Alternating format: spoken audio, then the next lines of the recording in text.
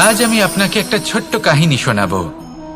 একবার আমি, রাধা আর দাদা আমরা তিনজনে মিলে লুকিয়ে একটা উপবনে গেলাম আম পেড়ে খেতে। অনেক পরিশ্রম করে আমরা ওখানে পৌঁছলাম আর আমরা আশ্চর্যচকিত হয়ে গেলাম এটা দেখে যে এবার তো আম পাকেইনি। এবার দাদা কি করলেন, একটা আম পাড়লেন আর সেটা চাখলেন, আর উনি নিরাশ হয়ে পড়লেন। উনি বললেন যে এটা তো খুবই টক। তারপর রাধা একটা আম পাড়লো আর সেটা চেখে দেখলো, আর রাধা উৎসাহিত হয়ে পড়ল। আমি রাধাকে জিজ্ঞেস করলাম, কি হয়েছে, তুমি এত উৎসাহিত কেন? তখন রাধা বলল যে এবার এত বেশি টক আম হয়েছে যে এগুলো দিয়ে আমরা আচার বানাবো। তাহলে দাদা ওখান থেকে বেরিয়ে গেলেন নিরাশ হয়ে এবং খালি হাতে।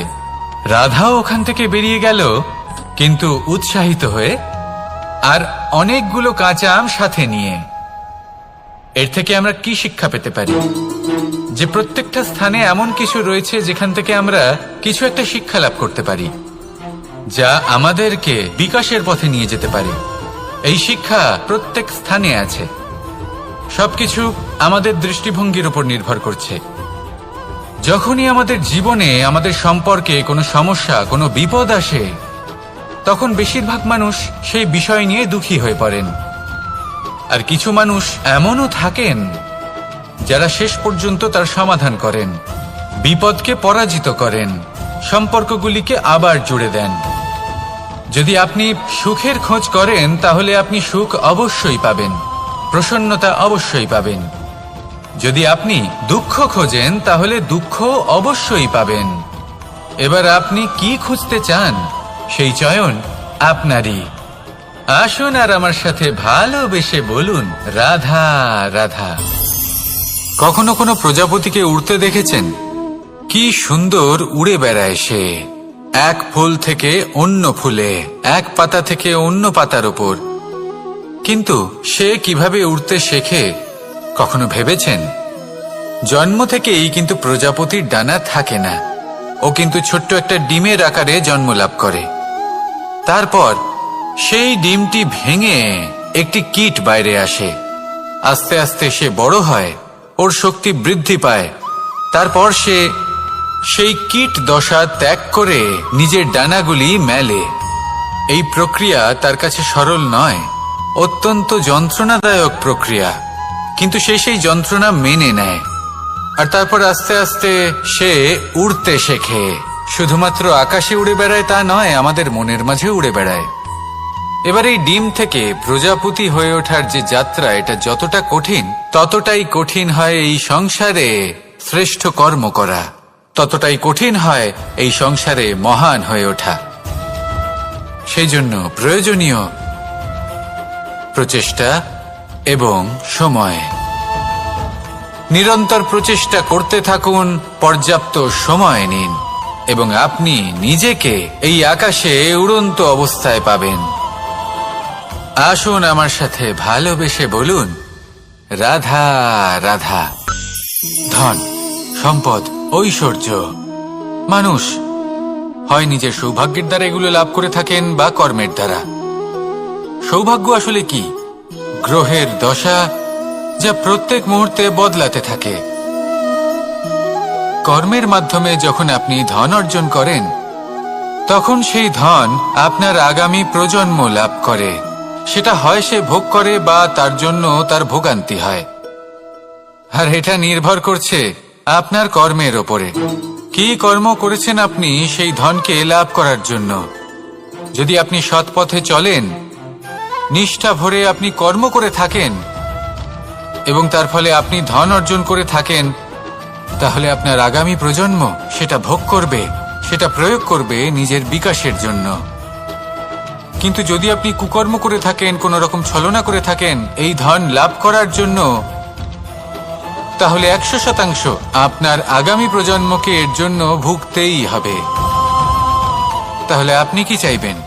যে আপনার আগামী প্রজন্ম সুখ ভোগ করবে, নাকি আপনার কুকর্মের পরিণাম ভোগ করবে? নির্বাচন আপনারই। আসুন আমার সাথে ভালোবেসে বলুন, রাধা রাধা। লোভ আপনার অন্তরের আরো একটা শত্রু। দেখতে গেলে এটা একটা শব্দ, একটা সংস্কৃত শব্দ। লব ধাতু থেকে উৎপন্ন হয়েছে। এর অর্থ কিছু লাভ করা। কিছু লাভ করা অনুচিত নয়, আরো কিছু লাভ করাও অনুচিত নয়, কিন্তু সব থেকে বেশি আমিই লাভ করব। আমি আরো চাই, আরো বেশি চাই, আরো বেশি পেতে চাই। এটাই হলো লোভ। আর এই লোভ যখন গ্রাস করে, তখন আপনি যা পেতে চান, সে ধনই হোক বা মানই হোক, তা অর্জন করার জন্য মানুষ যে কোনো স্তরে পৌঁছে যেতে পারে। যদি মানুষ ধন অর্জন করতে চান, তাহলে তার জন্য তারা অধর্মের পথেও চলতে পারেন। যদি সম্মান অর্জন করতে চান, তাহলে অন্য মানুষকে ছোটও করতে পারেন। শেষ পর্যন্ত আপনার এটা মনে হতে পারে যে যদি একটু অল্পই প্রাপ্ত করতাম, কিন্তু ভালোবেসে প্রাপ্ত করতাম, এই জীবন আরো অনেক বেশি সুখী হতো। লোভ আপনার জীবনে, আপনার মনে কখন যে প্রবেশ করবে সেটা আপনি জানতেও পারবেন না। তাই এটা চিনতে শিখুন, আর তৎক্ষণাৎ জীবন থেকে বাইরে ফেলে দিন। যা কিছু লাভ করতে চান তা ভালোবেসে লাভ করুন, আর সেই ভালোবাসার সাথেই বলুন রাধা রাধা। জীবনে ক্ষমা চাওয়া তাও কিছুটা সহজ, ক্ষমা করতে পারা অত্যন্ত কঠিন। ক্ষমা 2 অক্ষরের এই শব্দ হতে পারে, কিন্তু অত্যন্ত বড় এই শব্দ, অত্যন্ত গুরুত্বপূর্ণ এই শব্দ। কখনো কখনো অন্য কাউকে ক্ষমা করে দেওয়া তাও কিছুটা সহজ কাজ, কিন্তু নিজেকে ক্ষমা করতে পারা অত্যন্ত কঠিন হয়ে দাঁড়ায়। অতীতে যদি আমাদের এমন কোনো ভুল হয় যে কারণে আমরা নিজেকে ক্ষমা করতে পারি না, অনেক সময় এমন কিছু ভুল করে বসি যে বিষয় শুধু আমরাই জানি, কিন্তু আমরা নিজেকে ক্ষমাই করতে পারি না, আর আমাদের বিকাশ সেখানে স্তব্ধ হয়ে যায়। কারণ যদি আপনি ক্ষমা করতে না শেখেন, নিজেকে ক্ষমা যদি না করতে পারেন, তাহলে তা আপনার জীবনের সব থেকে বড় বাধা হয়ে দাঁড়াবে। সেই জন্য জীবনে অবশ্যই শিখুন যে কিভাবে নিজেকে ক্ষমা করতে হয়, আর শিখুন যে আগের করা ভুল আবার কি করে না করা যেতে পারে। এই মন হালকা হবে আর প্রসন্ন হয়ে বলবে রাধা রাধা। এই সংসারে যখনই কোনো সমস্যা আসে, তখন আমরা আমাদের সব থেকে বড় সম্বলের কাছে আশ্রয় খুঁজি, তা হলো আমাদের বিশ্বাস। এবার প্রশ্ন হলো এটাই যে এই বিশ্বাস কার উপর করা যেতে পারে? পরিবারের ওপর, বন্ধুর ওপর, নাকি তাদের ওপর বিশ্বাস করা উচিত যাদেরকে আমরা কখনো সঙ্গ দিয়েছি? দেখুন, এই সংসারে বিপদের সম্মুখীন হলে কে আপনাকে সাহায্য করবে সেটা নির্বাচন করা আপনার হাতে নেই। সেটা সেই সকল ব্যক্তির উপর নির্ভরশীল যে তারা আপনাকে সাহায্য করবে নাকি করবে না। অর্থাৎ যখনই কোনো বিপদ আসে, সর্বপ্রথম তার সম্মুখীন আমাদের নিজেকেই হতে হয়, আর তার জন্য প্রস্তুত থাকা প্রয়োজনীয়। সেই শক্তি, সেই সাহস অর্জন করা প্রয়োজনীয়। দেখুন, যখনই অন্ধকার আসে, তখন সবার আগে কে আপনাকে ত্যাগ করে চলে যায়? আপনার নিজেরই ছায়া। এই অন্ধকারের সম্মুখীন হতে হয় অন্তরের প্রদীপের দ্বারা, অন্তরের আত্মা দ্বারা। তবেই আপনি অন্ধকারের ওপর জয়লাভ করতে পারবেন। সেই জন্য যে বিপদই আসুক না কেন, নিজেকে তার জন্য প্রস্তুত রাখা উচিত। সেই সাহস নিয়ে আসুন। এমন কোনো বিপদ নেই যা আপনাকে ভেঙে দিতে পারে। আসুন আমার সাথে ভালোবেসে বলুন রাধা রাধা। মানুষ সবসময় চায় যে তার জীবনে যেন কখনো কোনো সমস্যাই না আসে।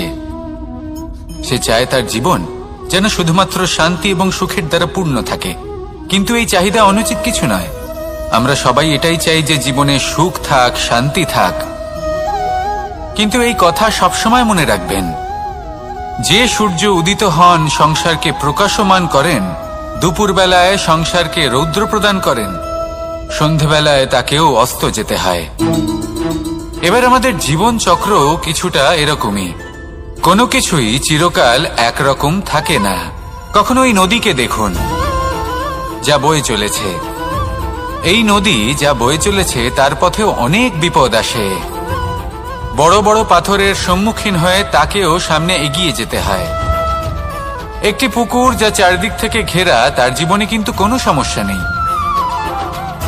কিন্তু এই সংসারে পুকুরের পুজো করা হয় না, পুজো করা হয় নদীকে। মনে রাখবেন, সমস্যার ঊর্ধ্বে তিনি উঠতে পারেন যিনি সমাধি লাভ করেছেন। যিনি এই সংসারেই নেই। যিনি এই সংসারে আছেন এবং জীবিত আছেন, তার জীবনের সমস্যা হলো শ্বাসবায়ুর মতোই গুরুত্বপূর্ণ। আসুন আমার সাথে ভালোবেসে বলুন, রাধা রাধা, রাধা রাধা। আপনারা হয়তো ভাবছেন কি আশ্চর্য ব্যাপার, প্রত্যেকবার আমি কথা শেষ হওয়ার পরে রাধা রাধা বলি। এইবার আমি আগেই বলে দিলাম। কারণটা কি? কারণ হলো অত্যন্ত বিশেষ। প্রত্যেকবার কথা সমাপ্ত হবার পরে আপনাদের সবার মধ্যে ভালোবাসা বিতরণ করতে চাই, তাই রাধা রাধা বলি। কিন্তু এইবার এই নতুন এবং বিশেষ সূত্রপাতে প্রথমে প্রেম বিতরণ করা অত্যন্ত আবশ্যক। এবার একটা বিষয় আছে যা জানেন হয়তো সকলেই, কিন্তু বুঝতে খুব কম জন পারেন। এই প্রেম, এই আনন্দ, এই সকল কিছুর সূত্রপাত হয় নিঃস্বার্থ আবেগের দ্বারা। ঠিক যেমন একজন মাতাকেই দেখে নিন। যখনই একজন মাতা সন্তানকে জন্ম দেন, তখন এই সংসার ভুলে যায় যে তার জন্য এটা একটা নতুন জন্ম। কারণ একজন নারী তখন একজন মাতৃরূপে নতুন ভাবে জন্ম নেন। একজন নারী স্ত্রী ও গৃহবধূ রূপে কিছু অধিকার লাভ করে থাকেন, কিন্তু তিনি যখন মা হয়ে যান, তখন তিনি শুধুই দান করতে শেখেন। নিজের সন্তানের জন্য কত কিছুই না করেন, তাকে বাৎসল্যের সাগরে ভাসিয়ে নিয়ে যান। এই সংসারে রাজকুমার জন্ম নিতেই পারেন, তাকে রাম এবং লক্ষণ কিন্তু মায়েরাই বানিয়ে তোলেন। একজন গোয়ালা জন্ম নেয়, তাকে দ্বারকাধীশ একজন মাই বানিয়ে তোলেন। পিতা হলেন সেই পর্বত যার একটা অংশ হলো তার সন্তান, কিন্তু মা হলেন সেই শিল্পী যিনি একটা পাথরকে খোদাই করে এমন এক মূর্তি গড়ে তোলেন যাকে সকলে পূজনীয় মনে করেন। তাহলে স্মরণ করুন সেই সকল মুহূর্ত যেগুলি আপনি নিজের মাতার সাথে অতিবাহিত করেছেন। অনুভব করতে পারবেন যে কিভাবে এক মুহূর্তেই এই মন প্রফুল্ল হয়ে ওঠে। এবারের কারণ কি? এর কারণ হলো এই জীবনের আসল দ্বারই হলো মমতা।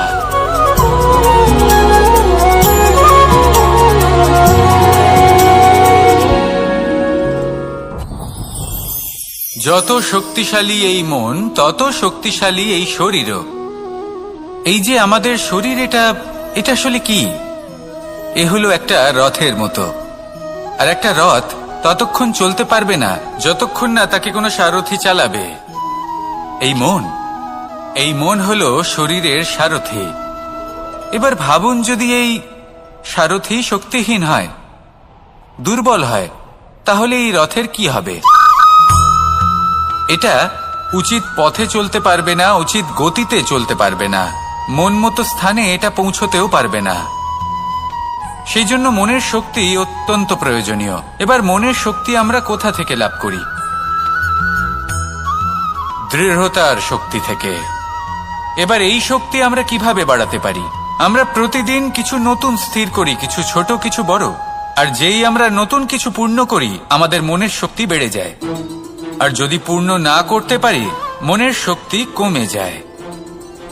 একটা দেওয়ালের মতো ছোট ছোট ছোট ছোট শিলা আমরা একটার পর একটা স্থাপন করে একটা দেওয়াল তৈরি করি।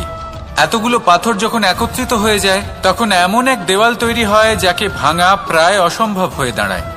সেরকমই হয় মন এবং দৃঢ়তা। ছোট ছোট কাজ করে নিজের লক্ষ্য পূর্ণ করুন।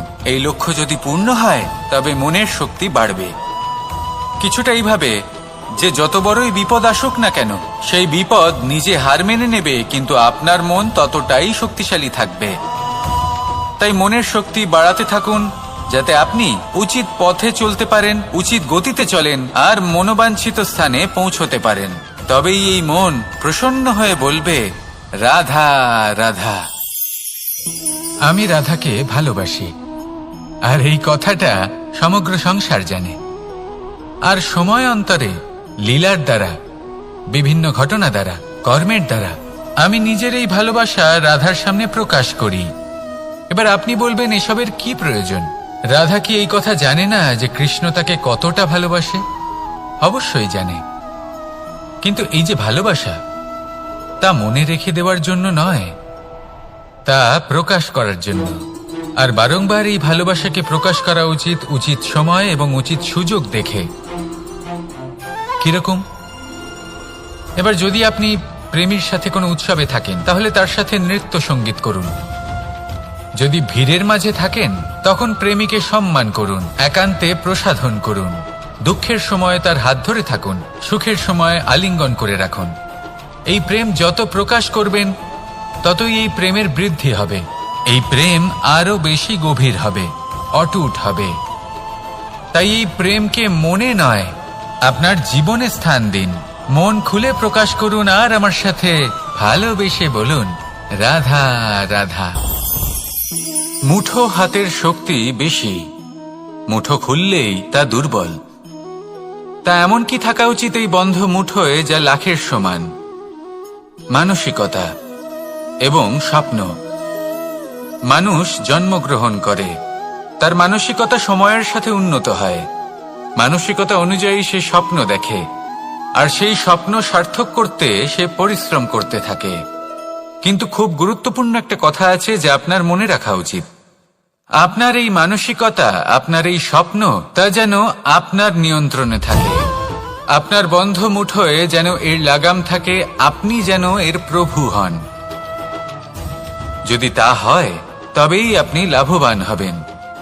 যদি এরা আপনাকে নিয়ন্ত্রণ করতে থাকে, যদি আপনার মুঠো খুলে যায়, না পথ আপনার নিয়ন্ত্রণে থাকবে, না মানসিকতা থাকবে, না স্বপ্ন নিয়ন্ত্রণে থাকবে। আর যদি তাই হয়, তাহলে আপনি আপনার ভবিষ্যৎ নষ্ট করে ফেলবেন। তাই নিয়ন্ত্রণ করতে শিখুন নিজের বিচার বুদ্ধি, নিজের মানসিকতা, নিজের স্বপ্নকে। নিজের এই স্বপ্ন পূরণ করুন আর আমার সাথে ভালোবেসে বলুন, রাধা রাধা। আমার কাছে যশোদা মা যেমন, আমার কাছে দেবকী মা যেমন, আমার কাছে ঠিক তেমনই হলেন গোমাতা। এবার ভেবে দেখার বিষয় হলো এটা, যে এই সংসারে অসংখ্য প্রাণী আছে। একজন গাইকে একজন মায়ের মর্যাদা কেন দেওয়া হয়? তাহলে এর অনেকগুলো কারণ আছে।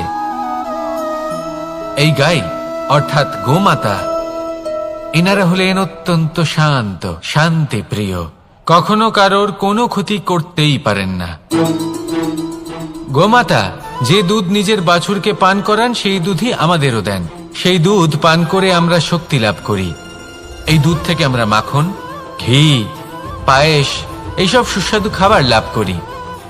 গোমাতার গোবর আমাদের জ্বালানি হিসেবে সাহায্য করে, যার ফলে খুব কম সংখ্যক কাঠ ব্যবহার করা যায় এবং বেশিরভাগ জঙ্গল সুরক্ষিত থাকে।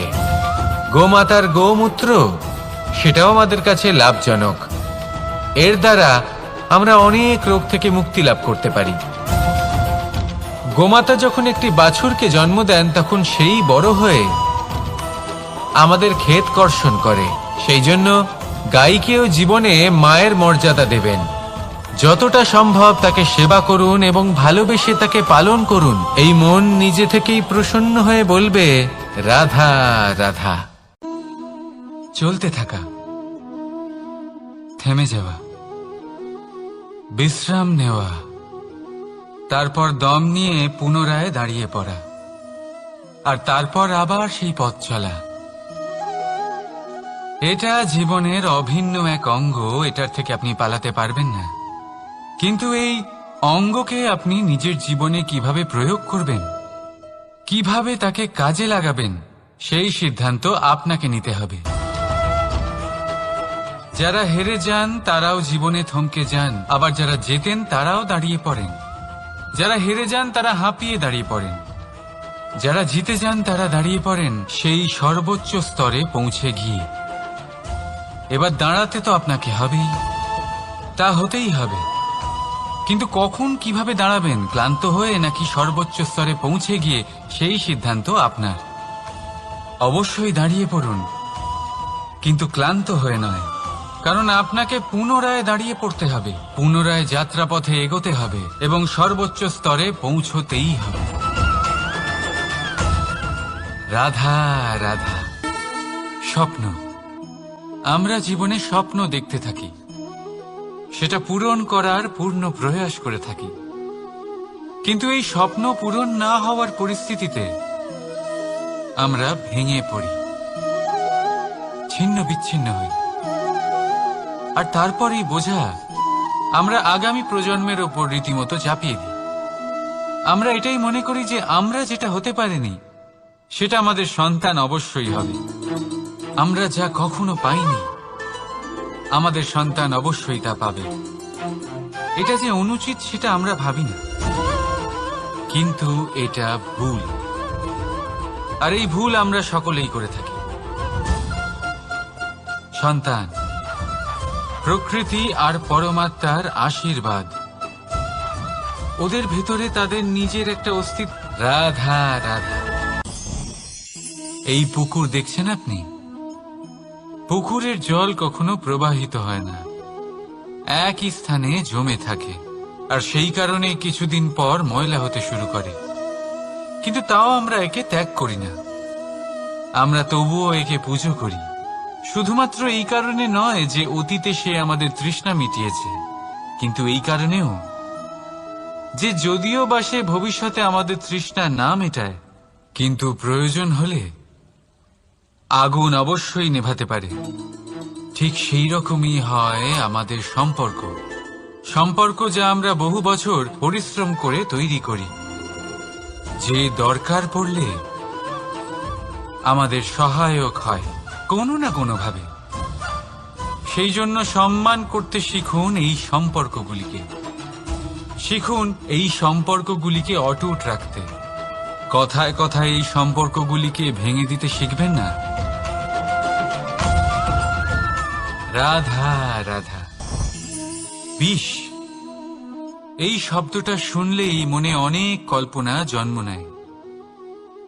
কল্পনা অসহ্যকর তিক্ততা, কল্পনা অত্যন্ত বেদনাদায়ক মৃত্যু।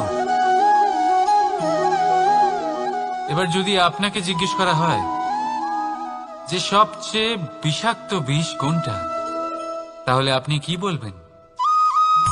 কেউ বলবে সর্পের বিষ, কেউ বলবে কাঁকড়া বিছের, কেউ বলবে কালকিউটের বিষ। কিন্তু না, এই সমস্ত রকম বিষ সেই বিষের সামনে টিকতে পারবে না যাকে আমরা বলে থাকি কানের মধ্যে ঢালা বিষ। শুনতে অত্যন্ত মিষ্টি, কিন্তু তিক্ততায় অত্যন্ত বিষাক্ত। পেটের মধ্যে যাওয়া এই বিষ শুধুমাত্র একটি মানুষের মৃত্যুর কারণ হয়, কেবল একটি। কিন্তু কানের মধ্যে ঢালা এই বিষ একাধিক সম্পর্কের নাশ করতে পারে। আর এটাতে সেই ব্যক্তির ভুল নেই যে আপনার কানে বিষ ভরেছে, আপনি তাকে দোষ দিতে পারেন না। এখানে দোষ আপনার নিজের, যে এই বিষকে আপনি নিজের উপরে প্রভাব ফেলতে দিয়েছেন, এই বিষকে সুযোগ দিয়েছেন আপনার ক্ষতি করতে। এটা আপনার ভুল। সেই জন্য কুমন্ত্রণায় কখনো কান দেবেন না।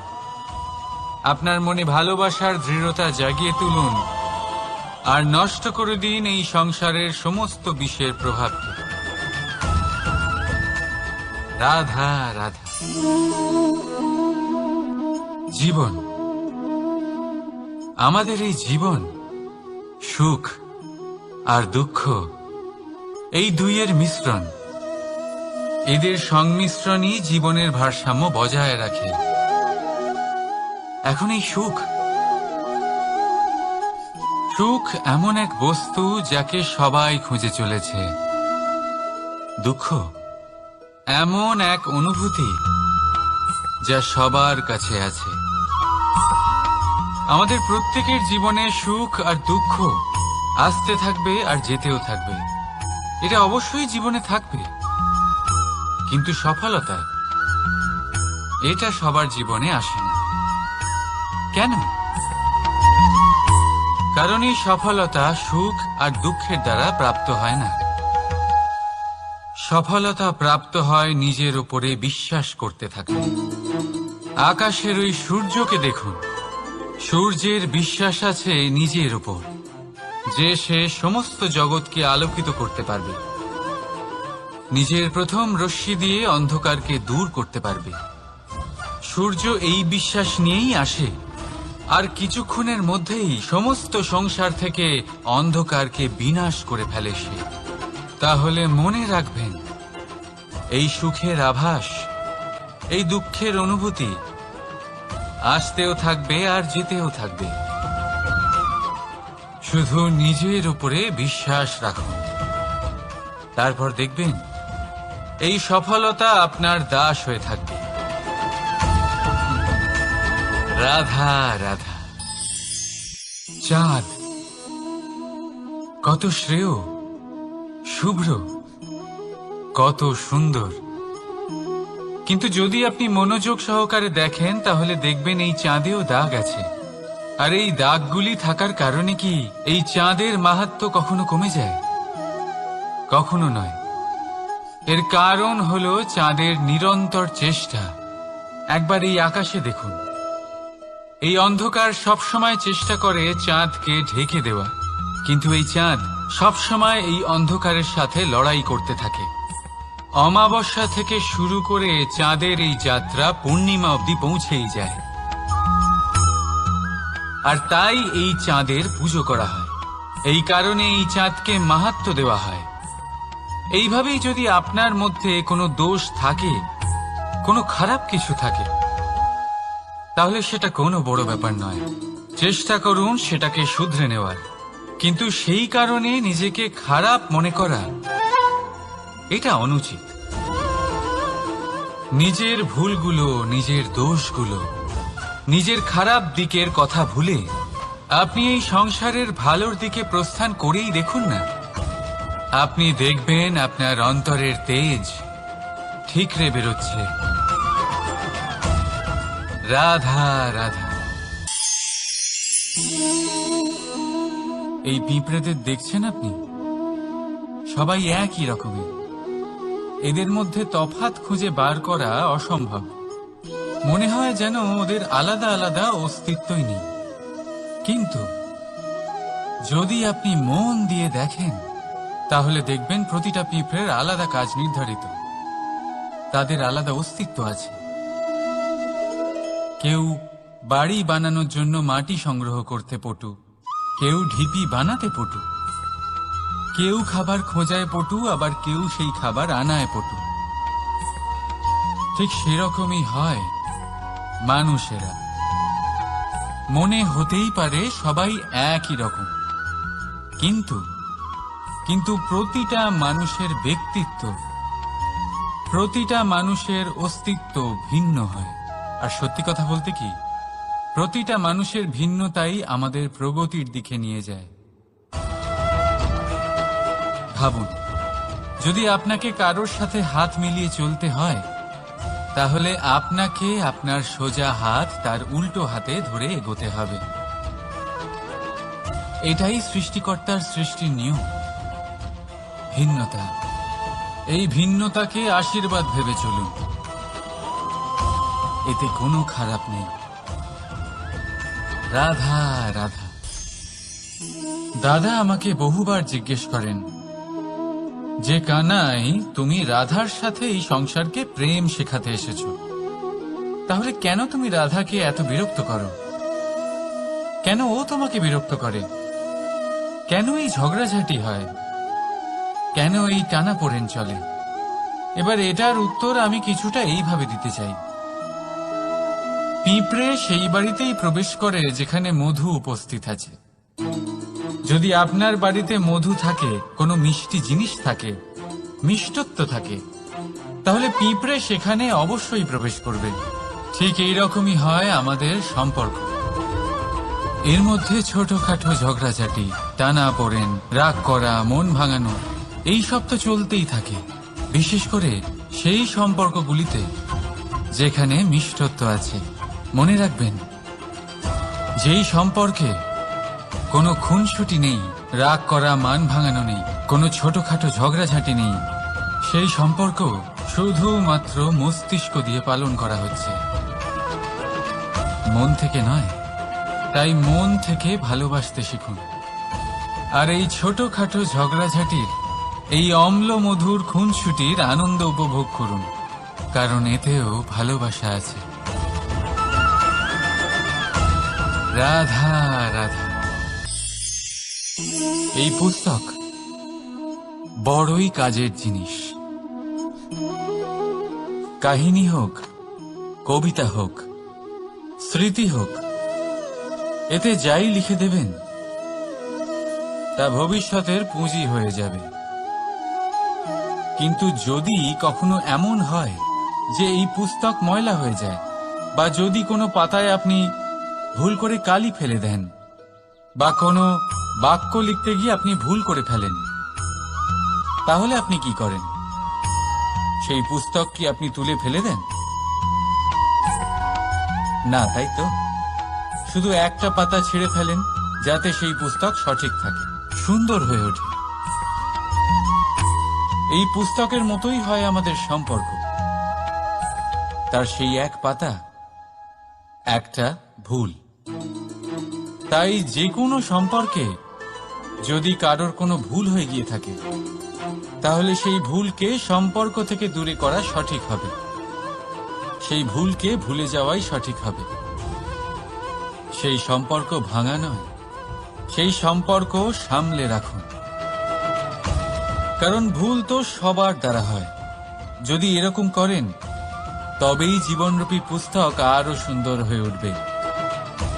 একে অপরকে ক্ষমা করতে শিখুন, একে অপরের ভুলকে ভুলে যেতে শিখুন। তারপর দেখবেন এই জীবনে আরো আনন্দ আসবে, আর এই সম্পর্ক নিঃশ্বাস নিতে থাকবে। রাধা রাধা।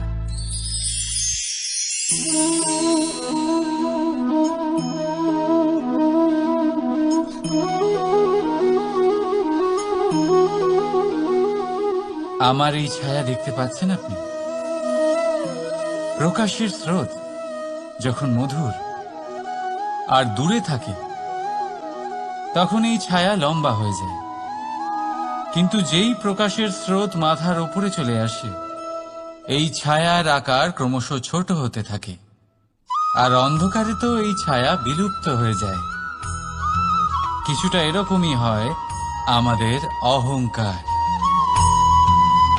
সুখের আগমন হলে, বৈভবের উপলব্ধিতে এটা বাড়তে থাকে। কিন্তু যেই সংকটের তাপ বেড়ে ওঠে, অহংকার ছোট হতে থাকে।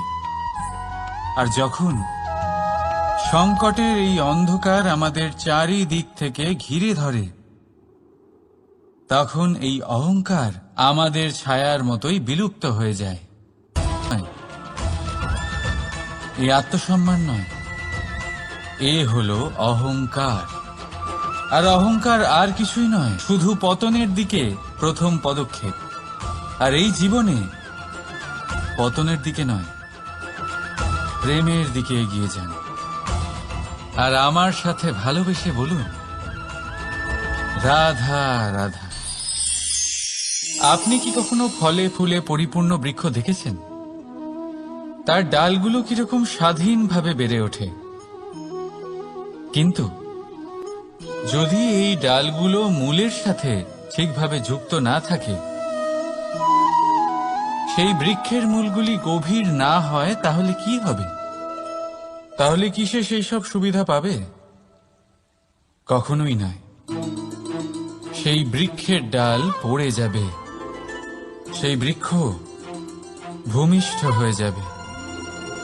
ঠিক সেইভাবেই চিন্তাভাবনার স্বাধীনতার আনন্দ আপনি তখনই আস্বাদন করবেন, যখন আপনার শিক্ষা গভীর হবে। তাই স্বাধীন থাকুন দৃষ্টিভঙ্গিতে, কিন্তু যুক্ত থাকুন শিক্ষার সাথে। রাধা রাধা। সমাজ, আমরা এই সমাজে বাস করি। আর বহুবার একটা গুরুত্বপূর্ণ কথা ভুলে যাই। এই সমাজ আমরা সকলে মিলে তৈরি করি। সমস্ত সময় কাটিয়ে দিই এইটা ভাবতে ভাবতে যে এই সমাজ কি ভাববে, আমার কি করা উচিত, আমার কি ভাবা উচিত, কি পড়া উচিত, কোনটা সঠিক কোনটা ভুল। যদি আমি এটা করি তাহলে কয়েকজনের এটা মনে হবে না তো যে আমি খারাপ, যখন আমি তা নই। মনে ভয় উৎপন্ন হয় সেই কয়েকজন মানুষের জন্য। তার কারণ হলো আমরা আমাদের মনের কথা শুনতে পাই না, না শুনতে পারি, না বলতে পারি, আর না করতে পারি। সেই কয়েকজন মানুষের ভয় আমরা খারাপের বিরোধিতা করা ছেড়ে দিই। কিন্তু কখনো নিজেকে জিজ্ঞেস করুন, শেষ পর্যন্ত কারা এই কয়েকজন মানুষ? এই সংসারে প্রতিটি মানুষেরই নিজের আলাদা আলাদা ব্যক্তিত্ব আছে, আলাদা দৃষ্টিভঙ্গি আছে। তাই যদি আপনি এটা ভাবেন যে আপনি সবাইকে খুশি করতে পারবেন, তাহলে আপনি ভীষণ বড় ভুল করছেন। জীবনে কর্ম তাই করুন যাতে আপনার অন্তরাত্মা সন্তুষ্ট হয়। আর অন্তরাত্মা সন্তুষ্ট তখনই হবে যখন আপনার কর্ম শুভ হবে।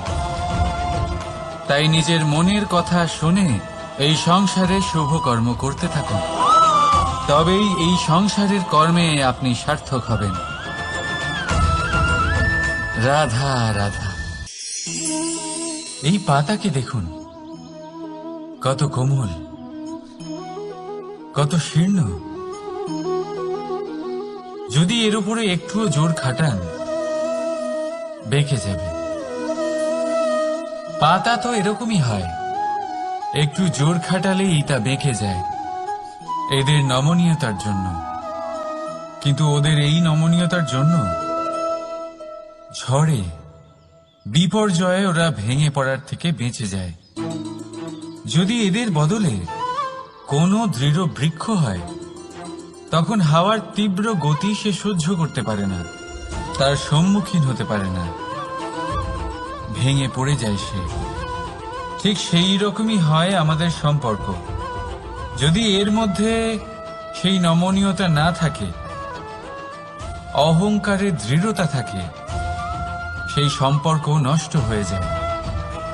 তাই আনুন এই নমনীয়তা আপনার সম্পর্কে, যাতে কাল যদি কোনো সমস্যা এসে দাঁড়ায় এই সম্পর্ক যেন না ভেঙে যায়। একবার ওই আকাশের দিকে তাকান, সূর্য চন্দ্রকে দেখে নত হয়ে যায়। আর আমরা তো সাধারণ মানুষ, তাই সম্পর্ক নিচু করবেন না, সম্পর্কের সামনে নত হতে শিখুন। রাধা রাধা। প্রেম, আমরা সকলে প্রেম করি, প্রেম পাওয়ার চেষ্টা করতে থাকি। আর এমনও অনেক মানুষ আছেন যারা প্রেম অর্জন করেও ফেলেন, কিন্তু সেখান থেকে শুরু হয় এক নতুন অধ্যায়ের। আচমকা দুই প্রেমীর কিছু অনুচিত বলে মনে হতে থাকে। আচমকা দুজনে নিজেদের অস্তিত্ব নিয়ে বিচলিত হতে থাকেন। এবার এমন হলে কি করা যেতে পারে? এই হলো চুন।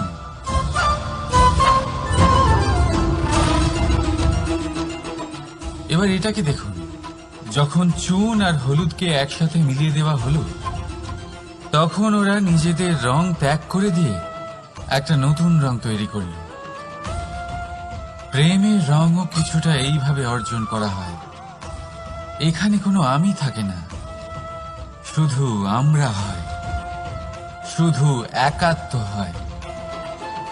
সেই জন্য ত্যাগ করুন নিজের অস্তিত্বকে, আর মনের উত্তেজনাকে আলিঙ্গন করুন। তারপর দেখুন আপনার এই প্রেম আপনাকে কোথায় কোথায় নিয়ে যায়। রাধা রাধা।